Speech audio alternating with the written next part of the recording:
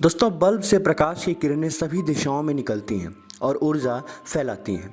यदि आप बल्ब से 5 फीट दूर खड़े हैं तो आप प्रकाश देख सकते हैं, लेकिन उसकी गर्मी महसूस नहीं कर सकते। ऐसे ही जैसे आप प्रकाश के निकट जाएंगे, वैसे इसकी रोशनी आपके पास और तेजी से आएगी। इसी तरह आपके मन और दिमाग में भी असीम शक्ति है, लेकिन यह सभी दिशाओं में विलुप्त हो जाती हैं। दिमाग किसी एक विषय पर गहराई पर सोचने या केंद्रित होने के बजाय एक ही समय पर अलग अलग चीज़ों के बारे में सोचता है। इसलिए औसत दिमाग अपनी शक्ति का पूरा उपयोग नहीं करता है। इसे ही हमारी एकाग्रता यानी कंसंट्रेशन के नाम से जाना जाता है। एकाग्रता हमारी वह योग्यता है जिसके द्वारा हम किसी एक वक्त में एक ही चीज़ पर ध्यान देते हैं, पढ़ते हैं या याद करते हैं। यह हमारी वह योग्यता है जिससे हम महत्वपूर्ण चीज़ों पर ध्यान देते हैं और दूसरी चीज़ों को नज़रअंदाज करते हैं। हम अपनी पूरी ज़िंदगी में कई चीज़ें देखते हैं, पढ़ते हैं, सीखते हैं, लेकिन यह ज़रूरी नहीं कि हमें हर चीज़ याद रहे।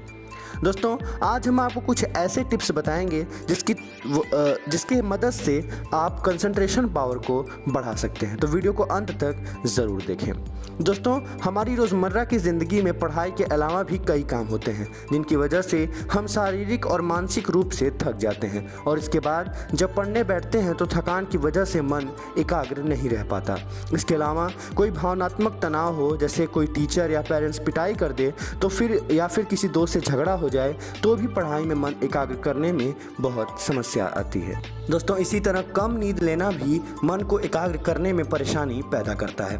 तकनीक के इस ज़माने में लगभग हर व्यक्ति के पास एक अपना फ़ोन है, और स्टूडेंट्स कई बार रात को जागकर खुद को फ़ोन या टीवी में व्यस्त करते हैं।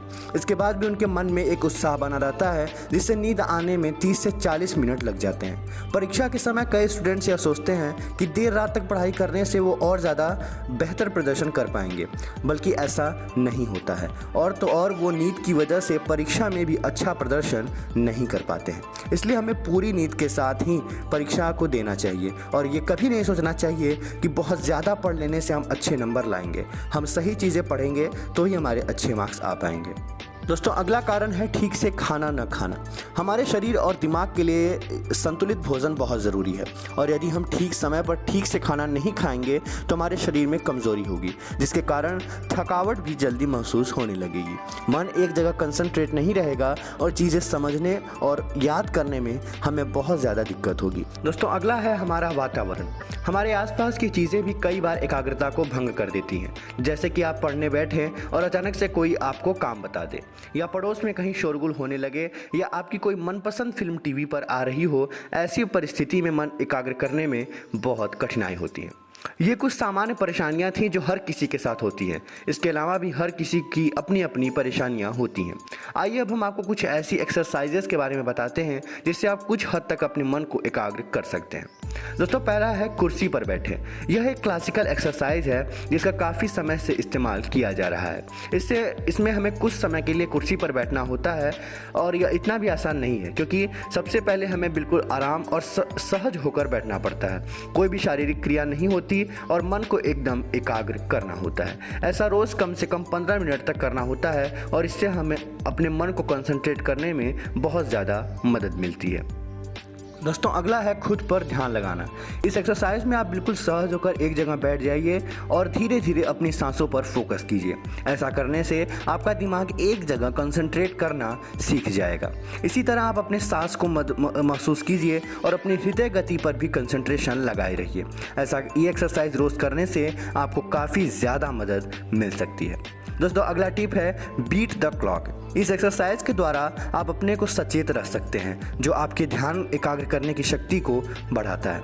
इसे आप इस प्रकार से कर सकते हैं। आप एक अलार्म घड़ी लीजिए और उसमें 30 से 40 मिनट का टाइम सेट कीजिए, और जो भी काम कर रहे हैं उस पर फोकस कीजिए और कोशिश कीजिए कि टाइम खत्म होने से पहले वो काम खत्म हो जाए। इस एक्सरसाइज में न सिर्फ आप सचेत रहेंगे, बल्कि अपने काम में भी ध्यान लगाए रखेंगे, और इससे अपना टाइम मैनेजमेंट भी सुधार सकते हैं। दोस्तों अगला और अंतिम टिप है मेडिटेशन।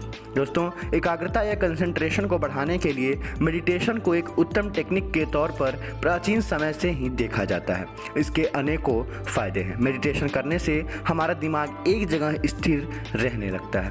अगर आप मेडिटेशन पर एक अलग से वीडियो चाहते हैं तो मैं उस पर एक अलग से वीडियो बना दूंगा। इसके लिए आपको इस वीडियो को ज़्यादा से ज़्यादा लोगों में शेयर करना होगा। और अगर आपको ये वीडियो अच्छा लगा तो इस वीडियो को लाइक करें। अगर चैनल को सब्सक्राइब नहीं किया है तो अभी करें। वीडियो को देखने के लिए बहुत बहुत धन्यवाद।